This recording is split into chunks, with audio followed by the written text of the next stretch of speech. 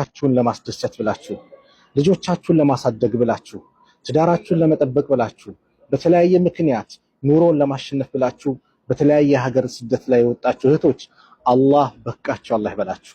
ዱንያ አኺራችሁን አላህ ያሳምርላችሁ። ሀገራችሁ ገብታችሁ የተመቻቸውን ዱንያ ያማረውን ቤተሰብ የምትመሰርቱ ለወላጆቻችሁ ደስታ የምታመጡ አላህ ያድርጋችሁ። አላህ ድካማችሁን አላህ ይቁጠርላችሁ። የሰራችሁትን መልካም ስራ አላህ በትልቅ ሐሰናት በትልቅ ምንዳ አላህ ይወፍቃችሁ እህቶች። ሐቂቃ በጣም ልብ የሚነካ ነው። በእናንተን ችግር በተለይ በተለያየ ምክንያት በኡምራም በምንም የሚመጡ ወንድሞች እህቶች ሙቀቱን ሲያዩ የእናንተን ችግር ሐቂቃ ይረዱታል፣ የእናንተን ስቃይ ያውቁታል። በዚህ ሙቀት በዚህ ከባድ በሆነ ሁኔታ ላይ ለፍታችሁ ደክማችሁ ለቤተሰቦቻችሁ የምትልኩት ገንዘብ እንደው ከባድ መሆኑን ማህበረሰቡ ይረዳዋል፣ ያውቀዋል ሐቂቃና አላህ በቃችሁ ይበላችሁ።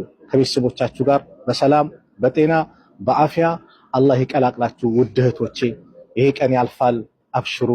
ይሄ ቀን ያልፋል፣ አብሽሩ። ሰብር አድርጉ። ዱንያችሁን አኺራችሁን የተስተካከለ አላህ ያደርግላችኋል። በአላህ ላይ ተስፋ እንዳትቆርጡ። ባላችሁበት ቦታ አላህን ለመኑት፣ አላህን ጠይቁት፣ እጃችሁን አንሱ፣ ያ ረብ በሉ። ዱንያ አኺራችሁን ሐቂቃ አላህ ያሳምርላችኋል። እህቶቼ አላህ በያላችሁበት ቦታ አካባቢ ሰላማችሁን ያብዛው። ሰላም አላህ አድርጋችሁ። ትዳር የሌላችሁን አላህ ትዳር ይለግሳችሁ። ልጅ የሌላችሁን አላህ ልጅ ይለግሳችሁ። ቤተሰብ የናፈቃችሁን ከናፈቃችሁት ቤተሰብ ጋር በሰላም በጤና አላህ ያገናኛችሁ። አላህ ይጠብቃችሁ። ውድ እህቶቼ ዱንያ አኺራችሁን ያማረው አላህ አድርግላችሁ። ሰላም አለይኩም ወራህመቱላሂ ወበረካቱ።